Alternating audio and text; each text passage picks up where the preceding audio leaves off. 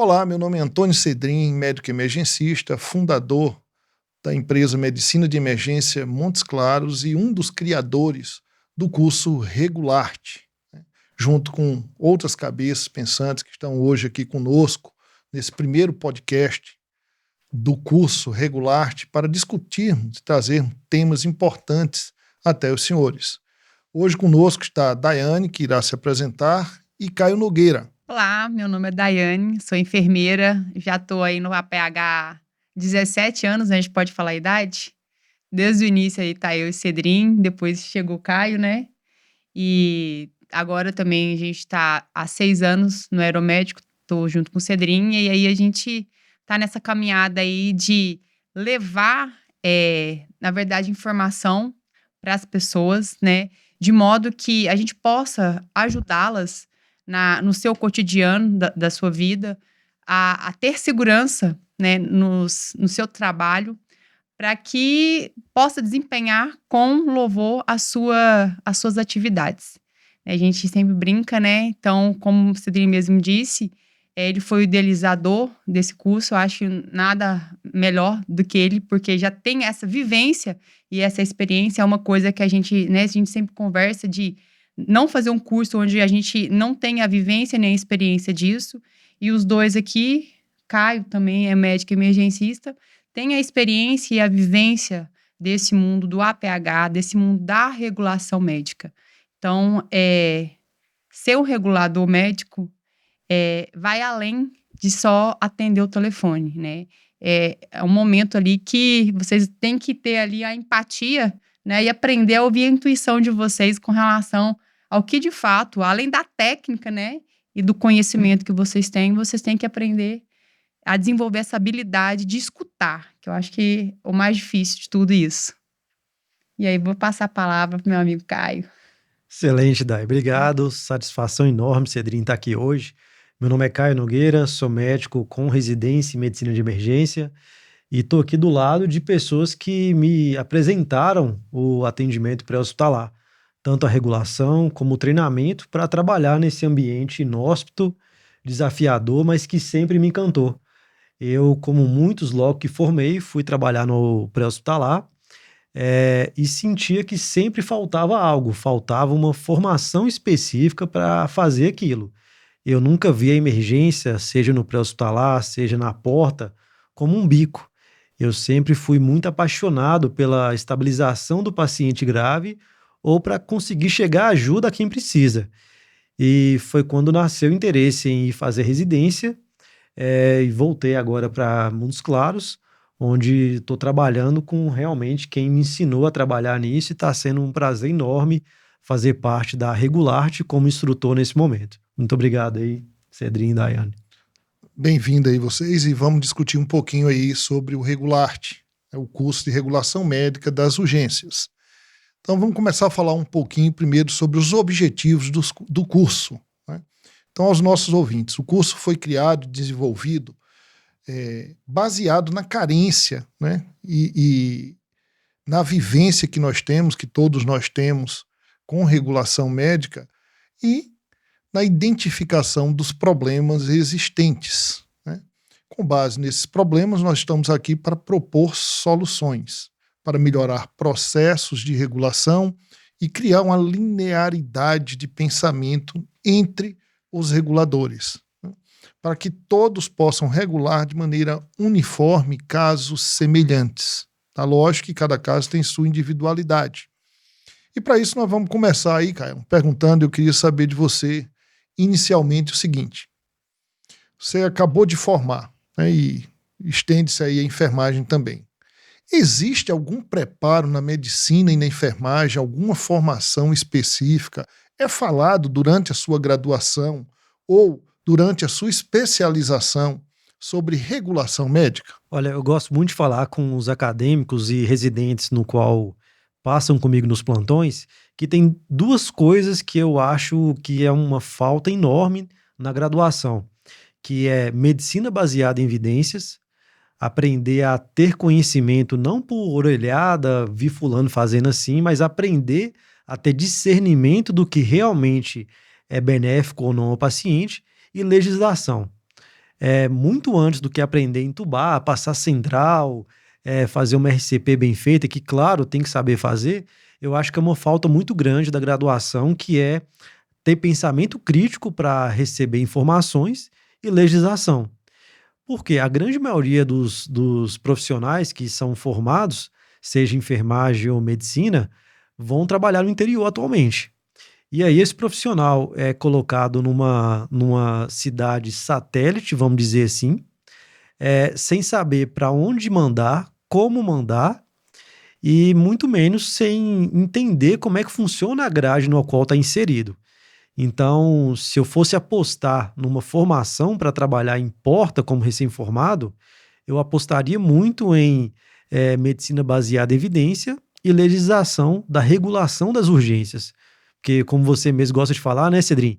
Quem não regula, com certeza na emergência será regulado, né? Então, é fundamental saber ter uma discussão técnica de um nível profissional, seja com o regulador do SAMU, ou seja, com o médico que irá receber o seu paciente grave. Porque não adianta nada, chega um paciente grave, o que eu mais vejo antes de partir para uma estabilização inicial, já quer ligar para o 92, me ajuda aqui, estou com um paciente grave, e às vezes não fez os passos fundamentais de uma regulação bem feita. Não sei se você concorda comigo. Em gênero, número e grau, Caio. Daí, fala pra gente um pouquinho aí da Então, enfermagem. Eu percebo o seguinte, que tanto a enfermagem quanto a medicina, a gente tem vamos colocar assim, uma qualificação, não é uma qualificação, a gente tem um embasamento da nossa formação precário. Então, a gente sai sem, de fato, saber atender a emergência em si. Então, a gente precisa continuar esses estudos, esse preparo pós-formação. E o que eu vejo com relação a isso? Quando as pessoas gostam, né, muito dessa área do APH, e a primeira coisa que eu vejo, uma falha que eu vejo, é com relação à falta de informação da legislação em si, né? Do que é a legislação da urgência e emergência. E outra coisa que eu percebo é que a regulação médica é o coração do APH, vamos colocar assim. Tudo vai começar ali dentro. E o que a gente vê do lado de fora são profissionais que não têm acesso à regulação, né, no momento da sua formação, porém, ao formar, esse profissional vai cair direto dentro da regulação. Ou seja, ele não aprendeu a regular e ele vai entrar na regulação para poder fazer algo que ele não aprendeu a fazer e ele vai começar a fazer isso de uma forma subjetiva, na verdade, né? Ele vai começar a fazer no achismo dele. E outra coisa que eu acho importante também, a regulação por si só, eu acredito que ela é difícil, né? Porque você tem que aprender a ouvir, você vai ouvir de uma pessoa leiga do outro lado que ela não sabe te passar a informação de forma adequada, como um profissional de saúde, a princípio, sabe passar. E aí o médico tem que, em cima disso, fazer um diagnóstico, julgar se é grave ou se não é grave. E aí já começa aí. E eu acredito que, a partir disso, a pessoa, o médico regulador, ele tem que ter uma experiência, inclusive, de campo, né? De prática, porque se ele chegar cru, vamos colocar assim, na regulação, ele vai ter dificuldade de entender essas informações que vão chegar para ele e a dificuldade de certa forma, de julgar o recurso mais adequado. E ele vai acabar, de repente, virando um despachador.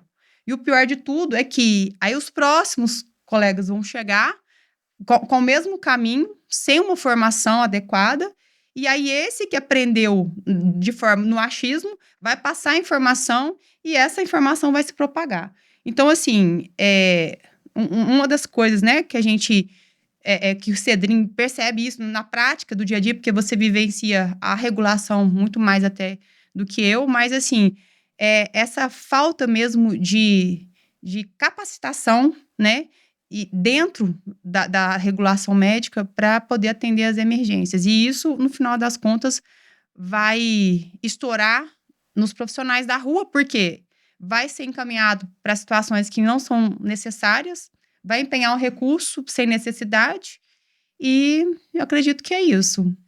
Correto, Dai. Excelente aí. Eu vou um pouco mais além em relação ao coração, né, do APH. Eu costumo falar, e é texto base aí dos nossos manuais de regulação médica da urgência, no que se concerne, né, a sua função gestora. A central de regulação ela é um órgão realmente privilegiado, né, de observação, de maneira dinâmica. Ela tem a capacidade de entender tudo que está acontecendo em nossa rede de urgência e assim direcionar de forma adequada, né, servindo inclusive de instrumento gestor para aquela rede. É o melhor observatório de como é que anda a nossa saúde, né, Cedrinho? E poderia, inclusive, servir também de fiscalizador, né? Porque a gente tem acesso ali às informações das portas, né? Então, o que a gente tem, né, de recurso em cada hospital. Uhum. E se o que foi pactuado, né, entre os municípios, se aquilo está sendo cumprido. Porque, às vezes, a gente percebe, infelizmente, né, que eles pactuam uma porta, um serviço, mas a hora que a gente chega com o paciente lá, que foi pactuado, ele não quer aceitar aquele paciente. Fica a dica aí para atualização da 2048, né? Além de tudo, ser um órgão realmente que faça a inspeção de como está funcionando realmente os nossos serviços, né?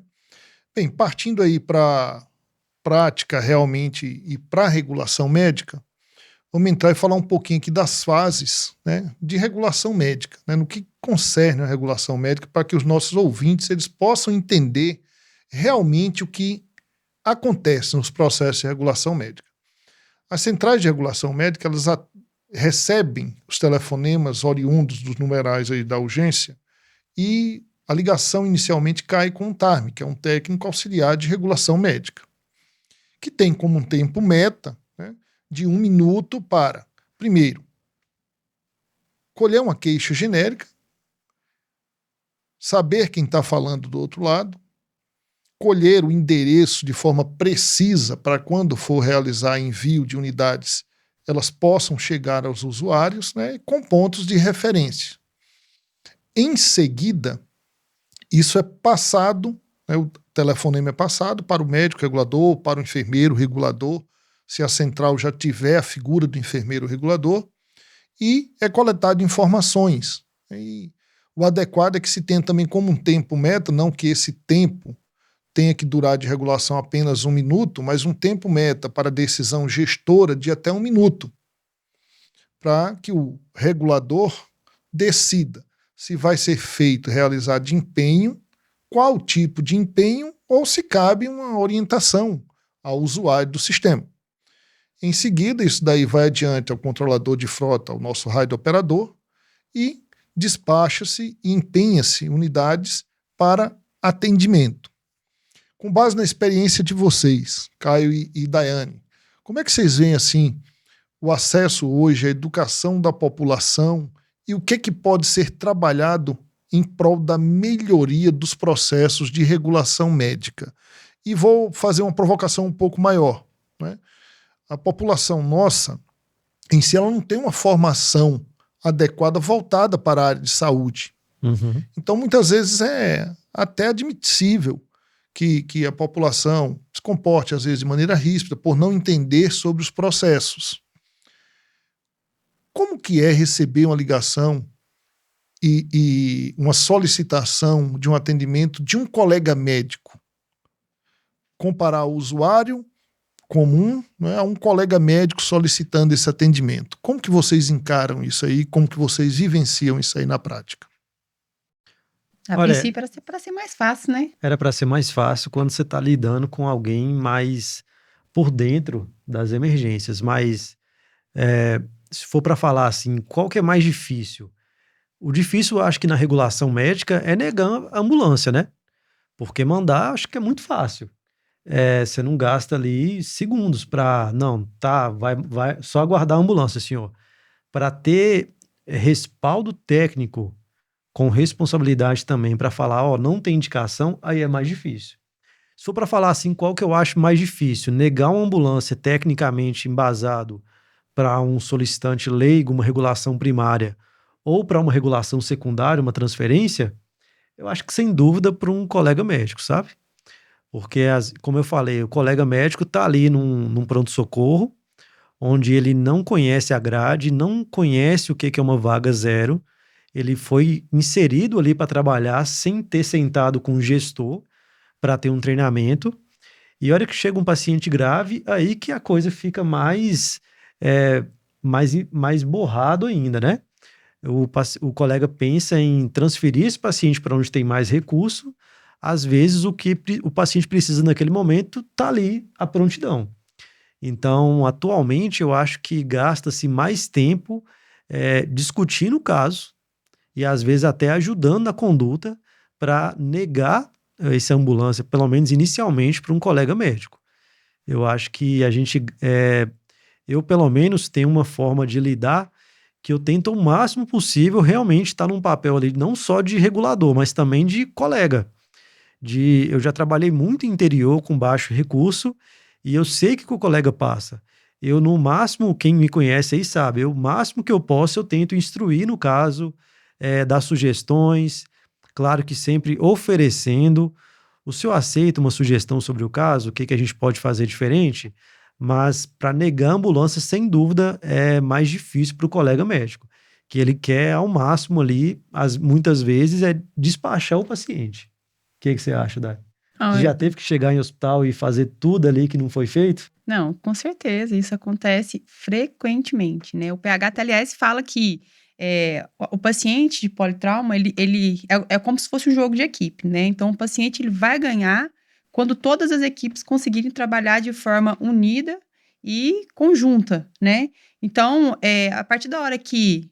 muitas das vezes acontece do profissional omitir informações ou até colocar como se o paciente estivesse melhor, né? Para poder, de fato, fazer com que o recurso chegue mais rápido. E muitas das vezes, quando a gente chega lá, o paciente não é nada daquilo que foi passado para regulação, né? Ou o paciente está muito pior, ou o paciente, a princípio, não precisava nem daquele recurso. E aí acaba que a gente... o recurso, de certa forma, foi empenhado de uma forma desnecessária, né? Eu vejo também, com relação, você até falou, a educação da nossa população com relação ao serviço. Eu falo que o serviço é lindo, né? A gente foi criado para, de fato, fazer diferença na vida das pessoas, mas, infelizmente, não foi ensinada a nossa população a usar o sistema, né? Então, a população ela não sabe, de fato, o que é uma urgência e emergência, né? Às vezes ela acha que a dor de cabeça dela, da enxaqueca que ela tem de recorrência, é uma emergência para ela, em detrimento de uma parada cardíaca. Então, de repente, a gente precisa de começar a começar a educar a nossa população também, a de mostrar o que é, de fato, uma urgência e emergência, para que o recurso, né, não chegue de forma desnecessária e, a partir disso também, outra pessoa não fique sem o recurso. Porque, às vezes, envia o recurso para uma situação que não tem necessidade, aí não tem ambulância disponível, e aí, ao mesmo tempo, acontece uma situação que a gente precisa de mandar o recurso e não tem ambulância disponível, porque foi mandado para uma situação que não tinha necessidade. Então, eu vejo dessa forma também, sabe? A gente precisa de educar a nossa população, ela precisa de ter o conhecimento do que é, de fato, um serviço de APH, de urgência e emergência, né?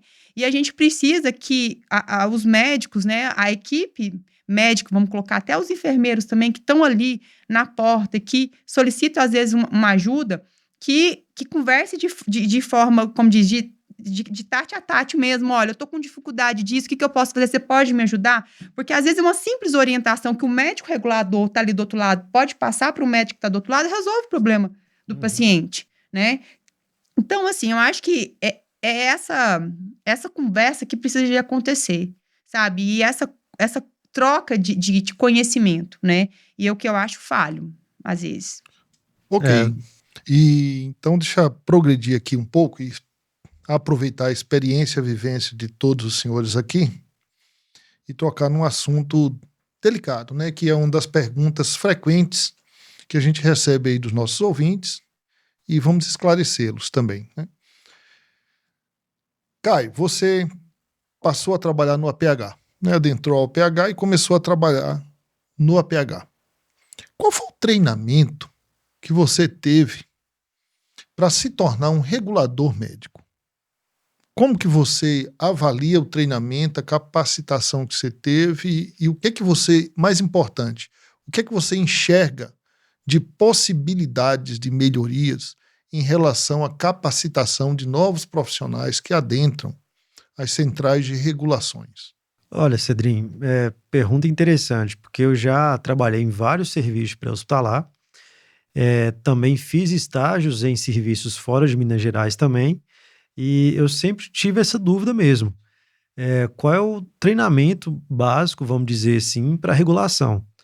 É, Posso dizer que na maioria das vezes a gente conhece os procedimentos operacionais padrões do serviço, é apresentado ali, mas a grande imensa maioria das vezes você regula junto com outro colega mais experiente, né? Faz ali uma ambientação do sistema, conhece principalmente a grade, isso sim é apresentado. Agora, um treinamento formal de conhecimento de leis, de técnicas, isso realmente eu tive que buscar por conta própria. Inclusive, eu lembro quando eu era ainda recém-formado, eh, via você regulando e achava fantástico, assim, achava de outro mundo você falar com um colega, segundo a lei tal, normativa tal, não tem indicação por causa disso, num tom de voz tranquilo, ameno, empático, não violento. E aí o colega que veio para brigar acabava falando assim: tudo bem, Cedrinho, você tem razão, vamos fazer dessa forma mesmo. E às vezes a gente gastava tanta energia para discutir o caso, e como não tivemos assim um treinamento específico de legislações, eu via que faltava realmente conhecer de normativas. Então, esse é um ponto que eu acho que pode melhorar muito, porque o treinamento realmente para trabalhar no pré-H, ele é denso, é um treinamento vasto, né? E aí acaba que fica faltando esse ponto importante, que é a legislação e normativas do atendimento pré-hospitalar. Eu acho essencial, inclusive, ter o conhecimento disso, porque você entra dentro do serviço, você precisa saber o que que você tem que fazer ali, né? O que que você tem enquanto norma, né? Uhum, Enquanto lei, o que que você tem que seguir. Então, a argumentação, eu acho que você tocou no ponto aí, eu acho isso fantástico, né? Eu vejo o Cedrim regulando e a argumentação que ele usa para poder negar uma ambulância ou para poder decidir o empenho é uma coisa tranquila, né? Não é uma coisa que fica ali, às vezes, nossa, será que eu mando? Será que eu não mando? É uma coisa tranquila, tem um conhecimento de causa ali, uhum, né? Sempre num tom tranquilo. A comunicação, eu acho que é uma das coisas. A comunicação faz a gente ganhar e faz perder guerra, né? sim. Então, a comunicação ali dentro, ela é essencial, né? A gente ouvir é essencial. E eu sempre vi também Cedrim fazendo essas regulações com maestria. Eu admiro bastante o Caio.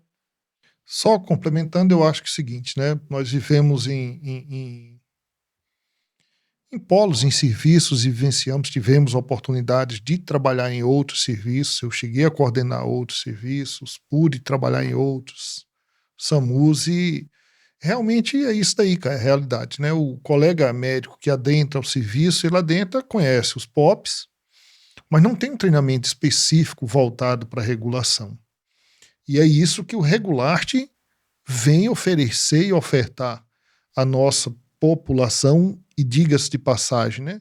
Não só aos profissionais do APH, os profissionais que trabalham em toda uma rede de urgência e emergência, porque afinal de contas, ou você regula, ou você está sendo regulado naquela hora, né? E uma regulação bem executada, né, com etapas bem feitas, né, bem executadas, elas fazem diferença nas vidas dos nossos pacientes, né? Ela é capaz de mudar, de alterar a morbimortalidade, ela é capaz de deixar o paciente correto no local certo, com um ponto de atenção no tempo certo para que ele receba o tratamento em tempo hábil e preciso, né? Quantos e quantos casos nós vivemos e vivenciamos que foram executados desta forma e que tudo deu certo, Uhum, Sim. né? Nós precisamos criar o mindset, o pensamento de que nós precisamos aprimorar processos.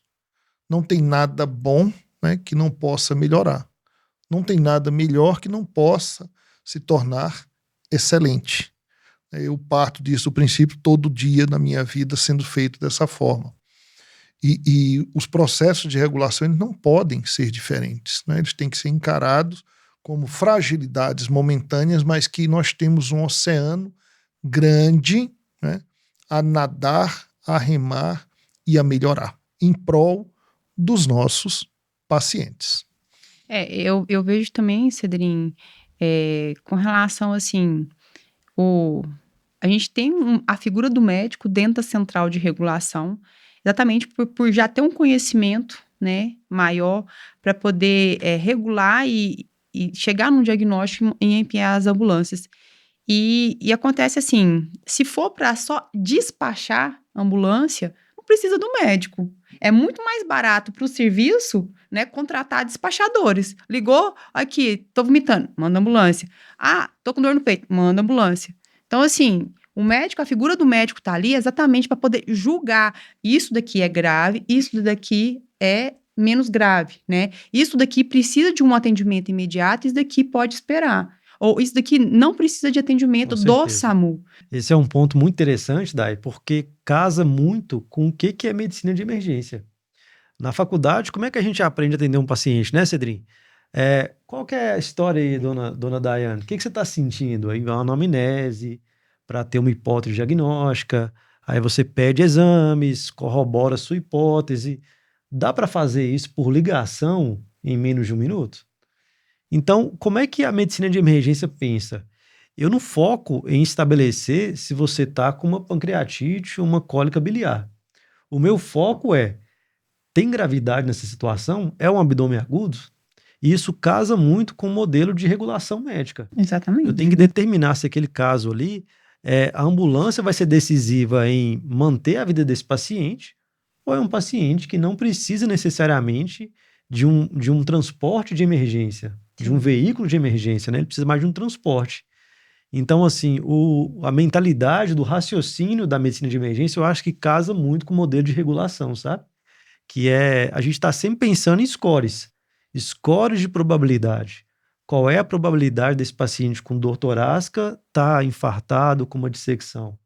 Então, esse é um pensamento que, depois que eu fui buscar essa formação específica em medicina de emergência, eu acho que eu posso dizer que eu passei a regular melhor esses pacientes, O que eu acho legal da medicina de emergência é que ela coloca o complicado descomplicado, né? Então, assim, ela, através desses scores às vezes, coloca aquilo, ó, ele sistematiza o atendimento de forma que você consegue ver com clareza, né, o que você tem que fazer de acordo com isso ou de acordo com aquilo. Então, ela torna o difícil fácil. Isso eu acho legal da medicina de emergência. Correto. Só voltando a uma das perguntas aí dos nossos ouvintes, né, que eu tenho certeza que é uma das grandes perguntas, e inclusive minha também, e quero escutar a opinião de vocês. Vem polêmica, hein? Não vem polêmica não, pode Então ficar vamos lá. tranquilo. Na nossa vida, né, inteira, no transcorrer da nossa vida profissional, a gente se depara com situações em que muitas vezes nós paramos, refletimos um pouco sobre todos os assuntos, tá? E pensamos, será que eu realmente estou capacitado a fazer isso? E qual que é a minha provocação em relação a isso, né? Alguns colegas, né, mais novos, recém-formados, que trabalham em portas ou que acabaram de adentrar o serviço, perguntam ao Cedrinho, esse curso foi criado só para a gente que está entrando? E eu costumo dizer, irmão, enquanto você está vivo, é tempo de aprender, né? Não existe ninguém que não consiga te ensinar alguma coisa e não existe ninguém vivo que não consiga aprender. Então nós sabemos que existem velhos hábitos, né, e antigos conhecimentos que muitas das vezes são vendidos, né, ou são repassados como verdades absolutas. E aí eu queria a opinião de vocês para saber, primeiro, em relação ao profissional que já trabalha no APH, aquele que deseja entrar e aquele profissional que trabalha na rede, inserido na rede em alguma porta. qual que é a importância para esses profissionais terem conhecimento real sobre regulação médica? Vale a pena buscar esse conhecimento? Primeiro, se vocês acham que vale a pena buscar o conhecimento. E segundo, os profissionais que já estão há muito tempo em diversos serviços falam assim, mas isso daqui eu já faço há muito tempo.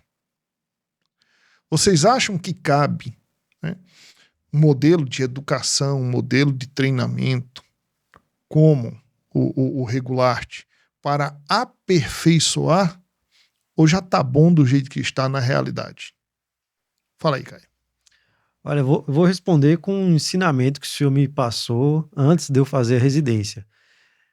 Cedrinho, eu gosto de emergência, mas é um ambiente estressante demais. Como é que você gosta de estar aqui todo dia fazendo isso?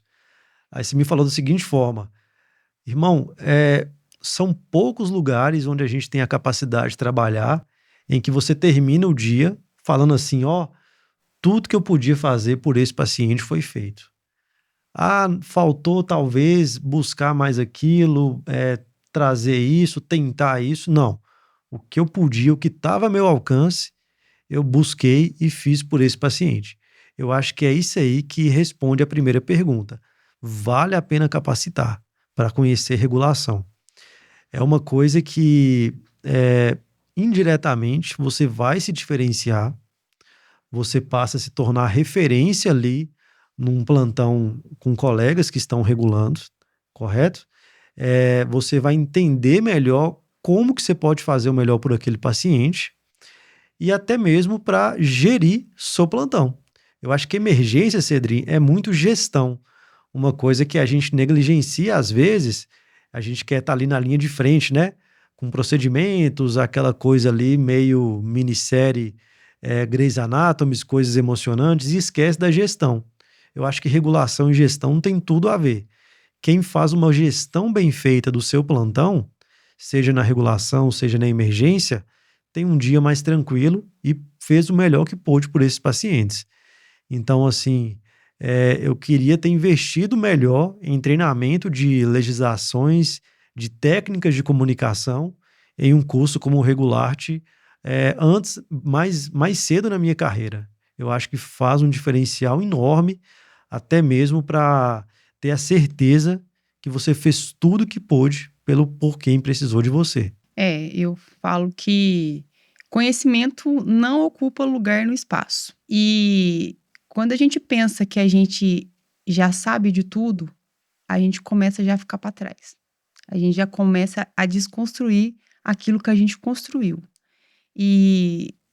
Quando a gente pensa no curso, né, de regulação, o mais importante é com relação a você ter segurança do que você está fazendo, né? Além, né, da parte ali de fazer o melhor para o paciente, é fazer o melhor para você também, né? Uhum. Porque você vai se sentir seguro vou mandar essa ambulância, estou mandando com segurança, ou vou negar essa ambulância, estou negando com segurança. Uhum. Porque você tem segurança nos seus argumentos, você tem conhecimento para você estar, de certa forma, negando um recurso naquela situação com segurança. Então, eu acho que para o profissional é muito mais, vamos dizer assim, importante ter esse conhecimento e ter esse treinamento e essa habilidade de regular, né, mais para si primeiro, para depois você, né, passar para o outro, né? Primeiro ama a si mesmo para depois amar o outro, não é isso? Então a mesma coisa, segurança para você dar segurança para o outro. Ok, para quebrar o gelo só um tiquinho, aí a gente tentar deixar mais extrovertido, a gente sabe que decisões rápidas e técnicas, isso sim norteia uma boa regulação médica. Lembra aí, Caio, conta pra gente aí algum caso em que você foi preciso e que pôde fazer diferença Tem um bom, hein? na vida dos pacientes. Conta aí pra gente. Na verdade, é uma mesma história em 2 momentos da minha vida, que eu lembrei aqui. Eu recém-formado numa cidade do interior, recebi um paciente com dor torácica típica, suprado, E o diagnóstico final foi infarto agudo com supra e tínhamos o recurso de trombólise, que estávamos a uma distância muito superior a 2 horas e meia do cateterismo. Foi trombolizado, teve critério de reperfusão e a todo tempo eu ligando para o SAMU. Me ajuda aqui, tô com infartado e tal, e o colega prontamente me ajudando. Me ajudou em dose de trombólise, me ajudou em dose de tudo. O paciente ficou, Cedrinho, assintomático. Regrediu dor, regrediu supra. E aí, quando o colega falou que aquela transferência já não era mais emergência, que poderia ser feita de uma forma mais organizada e sem correria, eu não aceitava aquilo. Na cabeça do recém-formado, tô no interior, não tem recurso, não tem cateterismo aqui, tem que tirar esse paciente daqui. E levei pro lado, assim, pessoal, né? Esse regulador não tá querendo mandar, usa aqui, eu tô com um infarto com supra. Bom, passa-se, graças a Deus a gente evolui, né? A gente tem essa brilhante né? oportunidade, né? E há pouco tempo eu regulei um caso muito parecido, era o adentrar da noite de um plantão noturno, mesma coisa, infarto com supra, distante da central de hemodinâmica, com possibilidade de trombolítico, paciente sem contraindicações, trombólise. Assim que foi trombolizado, chegou a ambulância, foi enviada lá por um outro colega e o paciente teve critério de reperfusão. Regrediu dor, regrediu supra.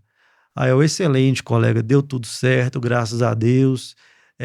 Vamos ver aqui, o senhor tá onde? Tem sala vermelha? Tem monitorização?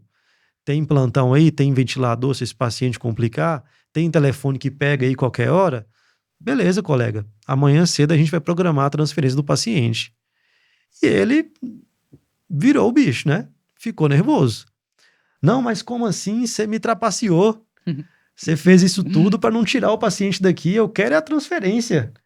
Colega, você salvou a vida do paciente. Olha o cara aí, assintomático. Ele estava suprado.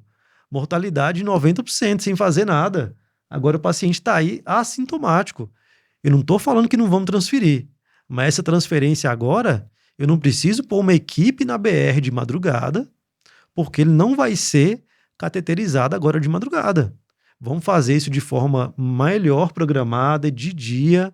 Então, assim, o conhecimento salva não só o paciente, salva o colega que está lá na ambulância, que vai transferir esse paciente.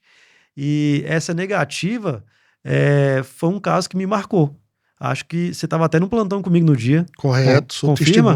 testemunha. Estou falando mentira? De forma alguma. E foi isso, é um caso que é muito bom ter o conhecimento técnico não só das decisões, como da regulação também. Eu estava embasado? Tava. Eu revi todos os critérios de angioplastia primária de emergência com um colega, não tinha critérios, revi o critério de regulação e beleza, vai ser agora uma transferência muito melhor programada. Retomando aqui para os nossos ouvintes, Caio deu o depoimento dele, né? E agora eu gostaria de ouvir de você um caso no qual você pôde participar, ser empenhada, ir até o local e pôde presenciar que a regulação de forma efetiva e bem executada fez a diferença na vida do paciente que foi atendido por você lá na ponta. Ô, Cedrinho, não faz pergunta difícil, não. Eu tenho muito mais casos de que cheguei lá e não era o que foi falado do que cheguei lá que era alguma coisa. Tem o caso da senhora que acionou a gente uma PCR, né? Chegamos lá, era a senhora que estava dormindo. Então, assim, faltou critério de regulação? Faltou. É que eu sempre falo, é para despachar, né? Despachar, qualquer um despacha. Vamos regular. Vamos ter profissionais que estão ali para poder fazer a diferença. E esse é uma das principais queixas dos profissionais que estão atuando também. É de liberar a ambulância para situações que não são de urgência e emergência, né? Isso tem um desgaste da equipe em si. Não é preguiça de trabalhar, porque o povo que trabalha, né, no APH é um povo apaixonado pelo que faz, né? Não tem problema de ser à noite, de madrugada, ficar a noite inteira acordada, isso nunca foi problema. O problema que estressa, né, é essa falta de regulação das ocorrências, da gente chegar no local, né, a gente pega aí uma ambulância, sai em código vermelho, sai correndo na rua, fala que é uma coisa grave, quando chega lá, não é nada daquilo que foi passado. Tudo bem, né, que tem a parte ali do solicitante que pode, às vezes, mentir, que pode deixar de falar coisas importantes, mas aí que entra, né, o médico regulador que saiba, que tem, tem esse conhecimento perspicaz, né, de cada coisa, do que perguntar, né, do que verificar, de aonde perguntar. Porque se você não tem o conhecimento, aquilo que eu falei lá no início, se você não tem o conhecimento básico, né, de urgência e emergência, você vai cair na regulação, você vai despachar a ambulância, não vai ser regular, você não vai regular. Uhum. Então, eu vejo dessa forma, sabe?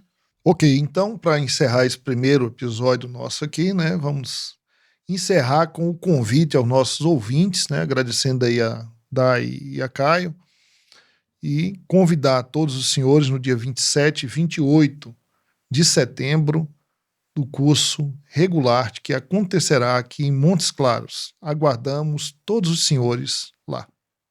Vocês não podem ficar de fora desse curso, gente. Ou vocês querem continuar sendo despachadores ou vocês querem ser, de fato, médicos reguladores, com conhecimento e com segurança daquilo que vocês estão fazendo. Vem aprender com quem realmente vive e estudou para fazer isso. Isso é uma coisa importante. A gente vive, vivencia, né? E está inserido nisso. A gente não é só de falar. A gente está vivendo isso todos os dias.